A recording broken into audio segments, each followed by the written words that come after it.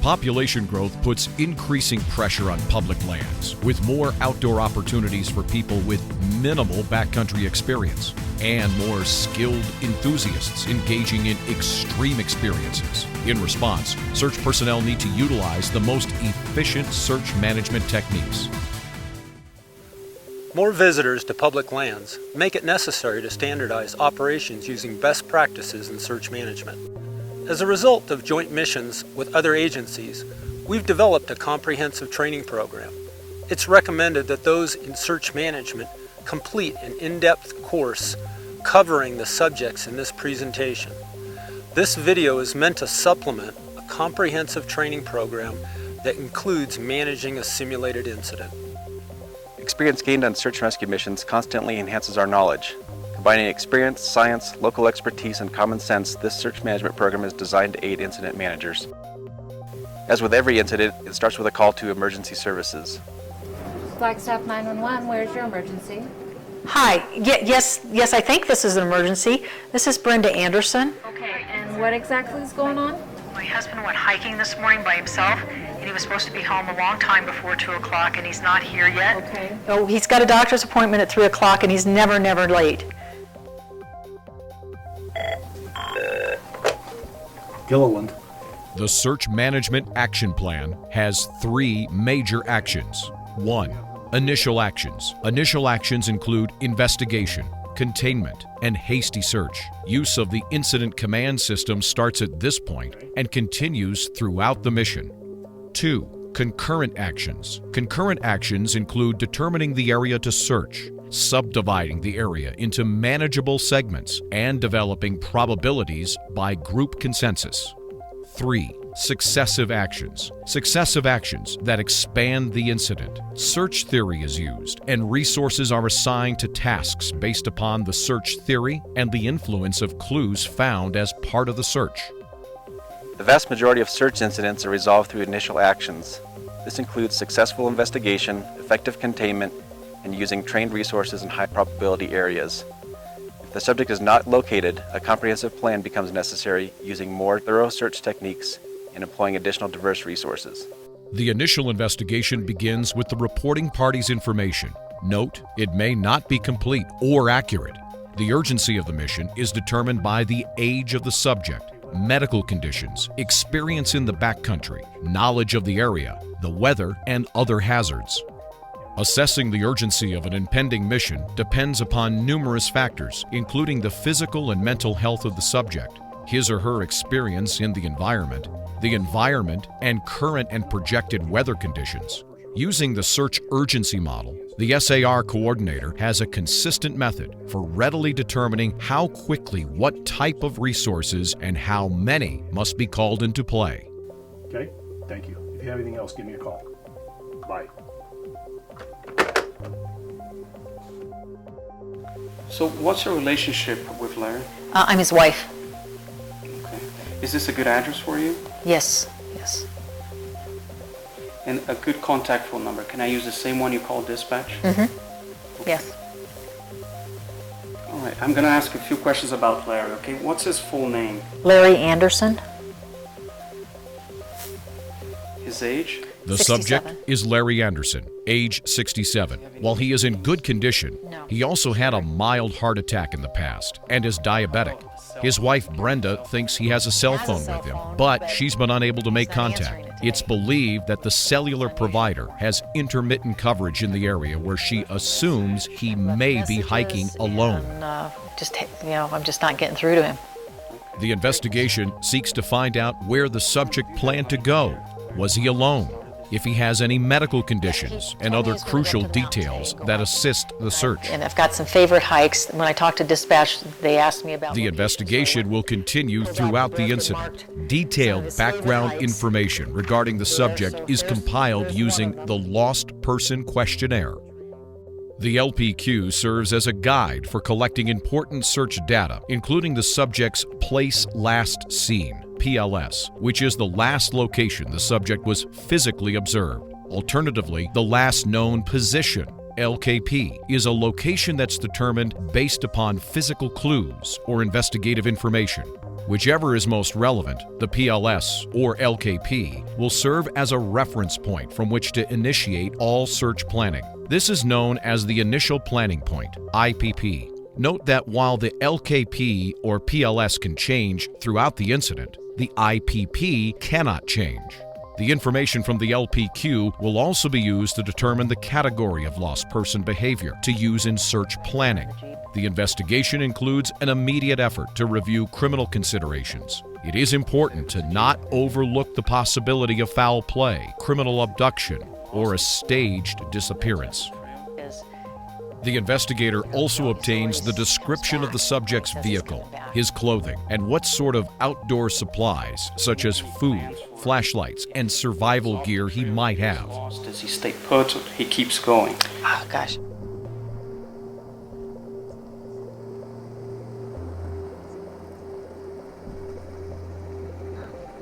One Baker 115. I've arrived to the intersection described, not seeing a Jeep matching that description. I'm going to continue on to the trailhead.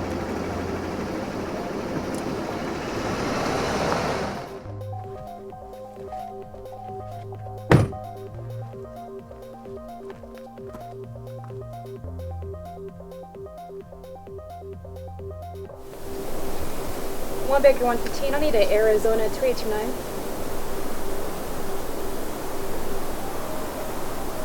The 932 Nora Edward Frank, it's a Jeep. Once the place last seen or last known position is located, the first responder on the scene becomes the initial incident commander and coordinates actions with other personnel. The use of the Incident Command System, ICS, provides for a modular and efficient command structure to any incident. It is critical to investigate the scene for clues, checking for footprints and evidence inside and outside the vehicle. Tracks indicate if the subject is alone and may provide a direction of travel. Preserving the scene is vital so as not to disturb or destroy any clues. One Baker 115, can you advise search and rescue that I do have a good print right at the door of the Jeep? 115 back, this vehicle is secure. I'm going to be containing the area. Afternoon. Hi.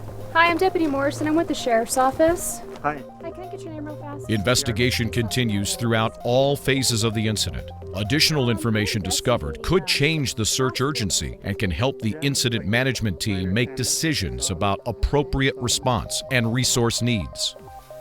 The LKP or PLS must be treated as a crime scene. It may become the IPP. While approaching a subject's vehicle, take a wide berth around the doors looking for track traps that can help the investigator identify the size and tread pattern of the subject's footwear and the direction of travel. The deputy also attempts to attract the subject by noise and lights and calling his name. Having been given the subject's cell phone number, calls are placed. To locate you. If you can hear me, walk towards the trailhead.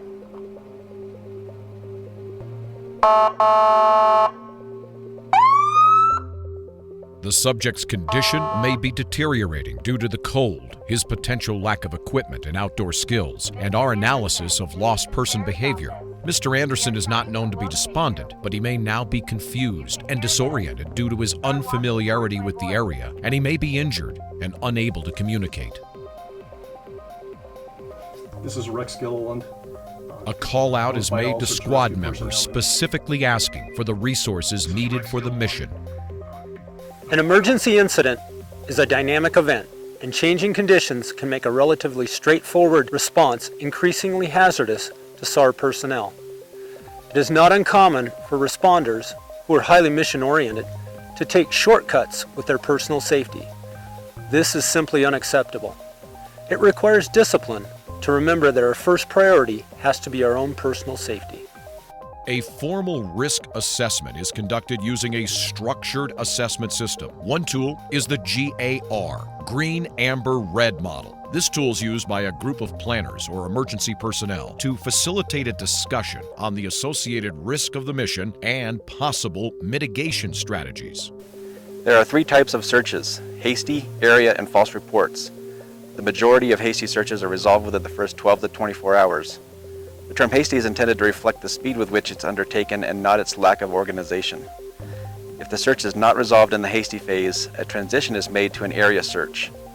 Area search assumes that the subject is immobile. A formal determination of search area is made and then segmented, and a consensus is taken. Investigation never stops, as additional information may resolve the incident. Enter the subject as a missing person in the NCIC law enforcement database and issue an attempt to locate or be on the lookout to surrounding jurisdictions. Using information from the ongoing investigation, a briefing packet is created with all known information about the subject, maps of the search area, weather conditions, the communications plan, and resource assignments. It's essential to openly discuss rescuer safety. Don't assume personnel know what you expect of them from a standpoint of operational safety. A good risk management plan involves verifying all resources are competent, appropriately supervised, and properly equipped. Consider whether night operations should be conducted.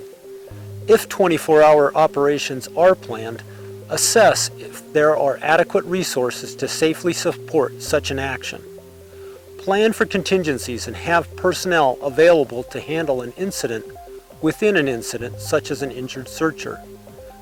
Be aware of and take into consideration the fatigue of searchers and the incident management team.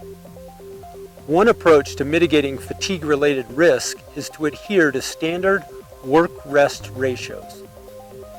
Many activities take place simultaneously. Investigation continues, and containment and search teams are briefed and deployed. If the incident commander needs resources from other agencies and other incident management positions filled, they will be activated and begin activities while a hasty team is in the field.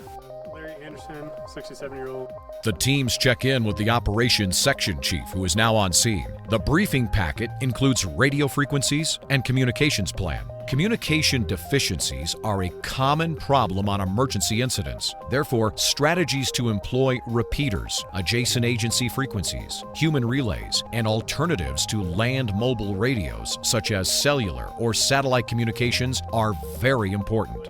A missing person flyer has been generated which provides information to the public about the missing subject. This is an effective tool to generate investigative clues of possible eyewitnesses. Assets used for each mission will vary. In this terrain, SAR members will hike, make use of vehicles, utilize search and rescue dogs and other resources, including night vision goggles, infrared imaging and aircraft, as available. Outside resources will be called in as the incident escalates. Containment prevents expansion of the search area, which is important since it's easier to search a smaller area. Stage containment teams at road and trail crossings, trailheads, choke points, and lookouts, while mobile patrols work along travel aids. Virtual containment can also be employed, including sending the subject a text, email, voicemail, and leaving a note at their residence. An eyewitness report outside the established area needs to be thoroughly verified prior to expansion. Be prepared for false clues during a search. If the search area is expanded because of a new PLS or LKP, the IPP does not change. Some type of wrapper. The teams are finding possible evidence left by Mr. Anderson and contacting Operations Section Chief with UTM coordinates from GPS readings and taking photographs that, if possible, they send by cell phone. We're on the trail. 10-4. The hasty team requires searchers who can move quickly into areas with a high probability of finding the subject. Combined with containment, they can cover travel aids such as roads, trails, ridgelines, drainages, riverbanks, utility corridors, fence lines and railroad tracks, and attractions such as buildings, lights, cultural or natural features. Hazards such as abandoned mines, wells, caves, cliffs, and area attraction sites must also be covered. These hazards require specialized search resources. Searchers without the skill set and equipment should not travel into these hazardous areas. The initial actions of a search are comprised of three components: investigation, containment, and hasty search. The investigator continues to try and uncover clues about the subject's behavior and plans. Containment along the perimeter of a search area or at strategic pinch points prevents the subject from leaving the area. The hasty search team is comprised of skilled searchers who are highly trained at being clue conscious. The spouse is unsure of Mr. Anderson's location and supplies, or if he has any outdoor equipment. The sun has gone down and the temperature is falling. An Incident Command Post, ICP, will be established, which is located in a place that is convenient and efficient. The ICP will be staffed with the type and number of people appropriate to the search effort. Investigators continue to conduct interviews with reporting parties, family members, friends, neighbors, and witnesses. Criminal history of the subject and reporting party will be completed. NCIC, National Crime Information Center, and other law enforcement databases should be utilized. Investigators will ask about the subject's background, habits, bank transactions, credit card use, check cell phone activity, internet resources, social media, hospitals and medical clinics, local businesses, restaurants, and lodging. The IC and Planning Section Chief, the PSC, have determined that additional personnel are required to staff the ICP. In this particular situation, the IC makes a call to his contact at the National Park Service at the Grand Canyon and requests 2 individuals with Situation Unit Leader and Resource Unit Leader experience. A good incident commander will justify the plan and invite the input of others in creating a strategy, keeping in mind the urgency of the search. Listening to suggestions can enhance the plan. Note that the briefing packet includes radio frequencies and a communications plan. Technical specialists are often called in to aid in search management activities. Likely technical specialists are those with expertise in GIS and search management software. There's been a couple of different efforts. There were some folks back on the East Coast where I'm previously from that I had talked to, volunteer search and rescue, GIS folks that were working on different behavior models, trying to put spatial data together with search and rescue probabilities and things like that. On incidents, I think it's helpful to have the tools so that for the documentation and right then and there, but then also for after action reviews and later on if there's a search that went unsolved, to be able to go back and see what areas were already searched and where different clues were after a year after or 2 years after, and hopefully bring some closure to families. Now that we are in the concurrent actions, we have to clearly define the search area and the rest of the world, which is the area that will not be searched. Once the search area is defined on the map, it must be segmented. Segments provide manageable units that can be effectively searched by one team in one operational period. The search area is divided into smaller segments. Travel aids, including trails, roads, ridges, watersheds, fences, and utility corridors, are labeled into separate, isolated segments. Segments are identified on the map with numbers. The remaining areas are divided into segments that can be effectively searched in a single operational period. Operational periods are determined by factors such as terrain, weather, and ease of deployment, typically lasting 12 hours. If effective early containment has been established, the search area can remain small. When dividing a search area into segments, always consider terrain features, man-made structures, travel aids, and different vegetation changes as boundaries. The segment boundaries need to be easy for searchers to identify on the ground. Make use of aerial imagery and other geographic information to create an accurate understanding of the search area. Once the formal search area has been established on a map and segmented, the next planning task is to establish the initial probability of area, or POA values, for all the segments as well as the rest of the world. These numeric values will reflect where it is most likely the subject will be found. The values are developed through a consensus effort completed by members of the overhead team. This task, known as a Matson consensus, is conducted only once during a search. A consensus team should be comprised of at least 3 personnel and may easily include up to 7 or more members who are thoroughly briefed on all details of the search and the missing subject. Each member of the consensus team independently rates their subjective degree of belief that the missing subject is within a given segment. This rating process is accomplished individually so that a strong bias of one member does not influence the rest of the team. The degree of belief for a segment will be reflected as a percent value. All segments, including the rest of the world, must add up to 100% since the subject is either in a given search segment or the entire rest of the world. Initially, respondents may simply apply numerical percentages to each segment. Alternatively, the O'Connor method may be used, which permits respondents to simply assign letter values A through I to each segment, with A being very likely the subject is in the segment and I being very unlikely the subject is in the segment. With this method, each respondent must also assign a percent value to the rest of the world. Search management software can quickly apply a formula which converts these letter values to numerical percentages. The combined values create an average opinion of the subjective inputs.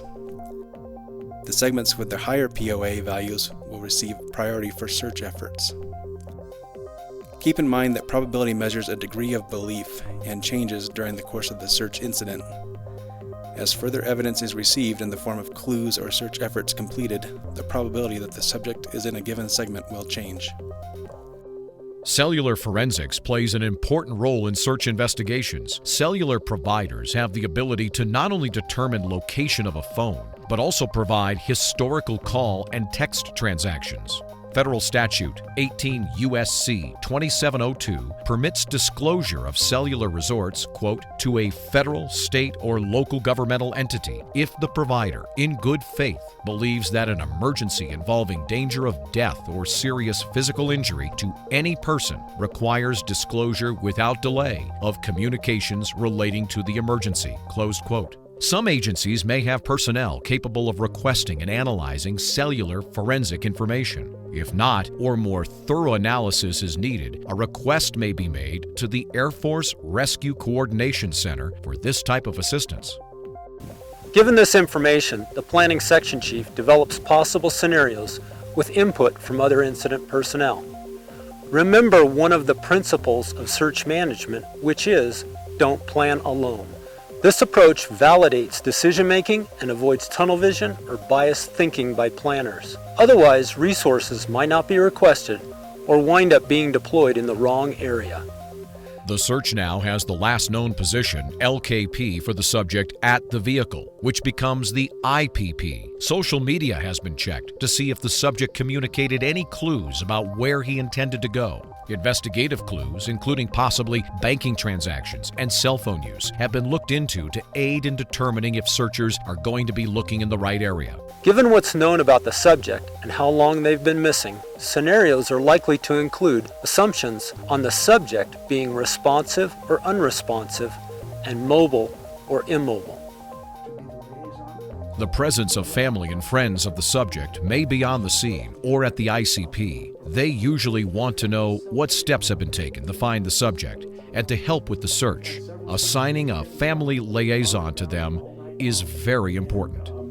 We found some tracks that we have confirmed are your husband's. After resources are deployed during the initial actions phase, the planning section chief assigned to the incident management team starts coordinating the development of plans for the first operational period. The Incident Action Plan, or IAP, will be a written plan that includes the objectives, organizational structure, work assignments, communication plan, and medical plan. If it is believed at the beginning of the first operational period the subject will be immobile, the incident management team needs to establish a well-delineated search area, which is then segmented to permit search assignments being developed. If there is a transfer of command, the outgoing incident commander briefs the incoming IC on the plan, including objectives, completed search efforts, known hazards, potential problems, and information pertinent to the incident. The operations section chief and planning section chief meet to review tactics and make new assignments based upon the current and anticipated POA. The tactics meeting takes place before the planning meeting and ensures the planning effort occurs more efficiently. The planning section identifies staging areas, drop points, helospots, camps, and parking areas to support the incident. A planning meeting is held to give all the section chiefs a situation update and get a consensus on the plan.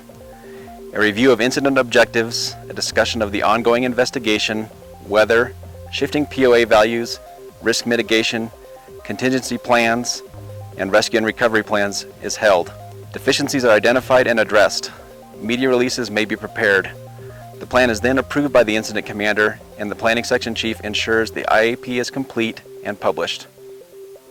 In our scenario, the subject's physical and medical condition and the increasingly bad weather indicate the need for escalating the incident and requesting additional assistance from outside agencies. An incident management team is established to plan, manage, and coordinate new resources for the first operational period and debrief the hasty team when it returns to incident command. Operations, planning, and logistics sections have been activated. In larger searches, numerous positions are activated to match the complexity of the incident.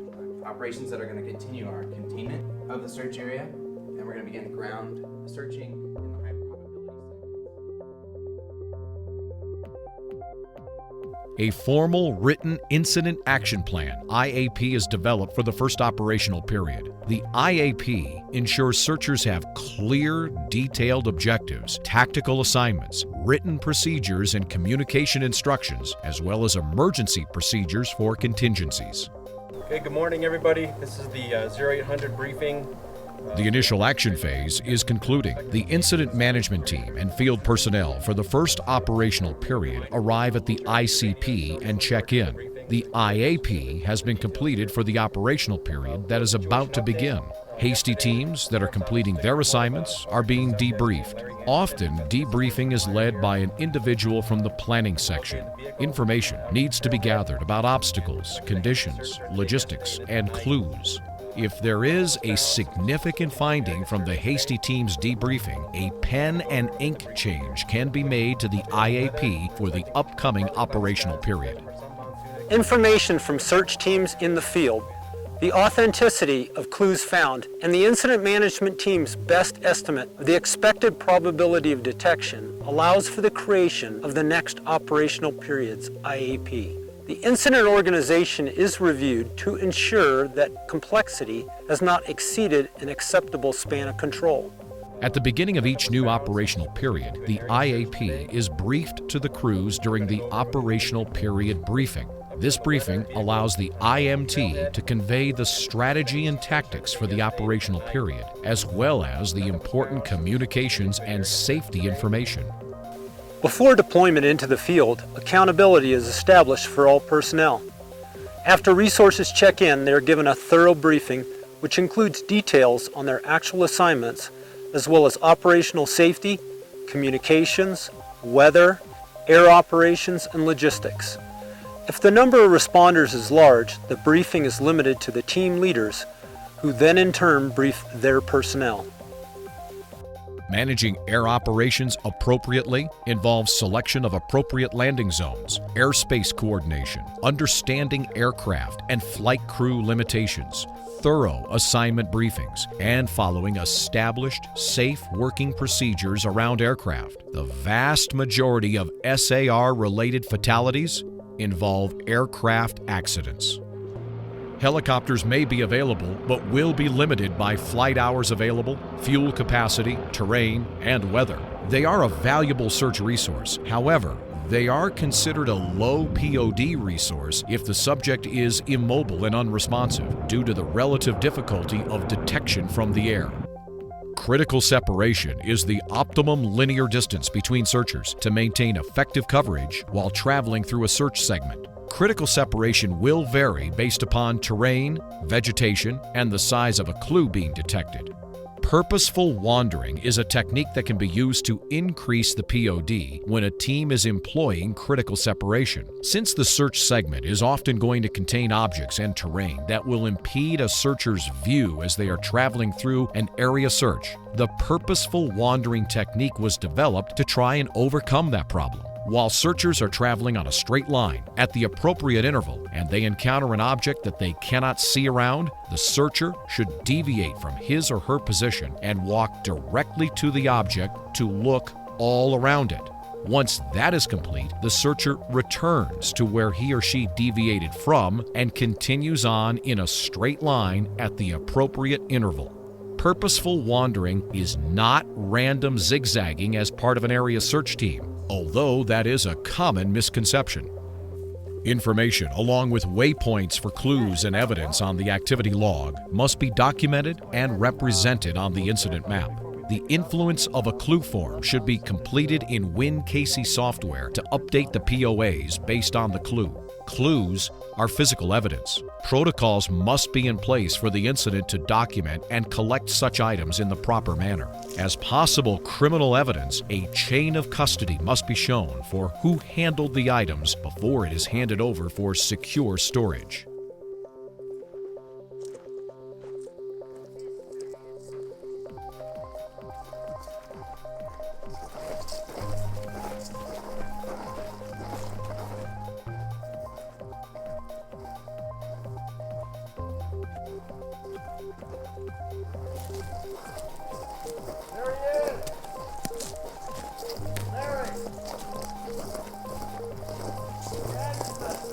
Mr. Anderson, Mr. Larry Anderson?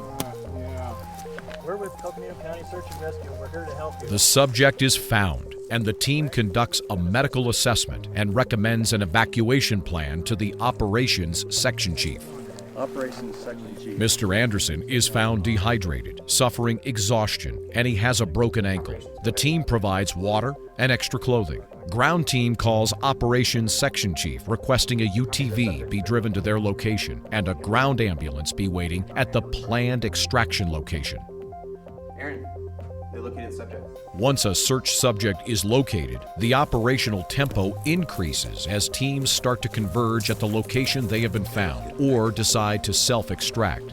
Discipline needs to be maintained as personnel are accounted for when extracted from the field in an orderly manner. When a subject is located, searchers should stand by for assignment from their group supervisor. Go ahead and strap them down real well. Oh, I gotta go. Mrs. Anderson, I have wonderful news. Did you find him? Larry's been located. He's in good health. He did injure his ankle. He's been put on a litter on an all-terrain vehicle, and he's being driven to the ground ambulance that will be taking him to the local medical center. I can't thank you enough. I'm just... Male patient. He's been out here about... All teams are notified the subject has been found and returned to base. Due to his injuries, Mr. Anderson will be taken directly to the local hospital for treatment. It is best to hold a hot debrief or hot wash immediately after teams have returned from the field. This after-action review, or AAR, goes over what was planned and what actually occurred. The focus is to learn about best practices, lessons learned, and if appropriate, any close calls associated with the mission. For large-scale incidents involving multiple agencies, it's important to conduct a formal AAR within a week of the event if possible. This forum provides a mechanism to support being a learning organization. When the subject is stable, he or she is interviewed in order to gather as many details as possible about what occurred. This information is important to update local lost person behavior profiles and distance traveled information.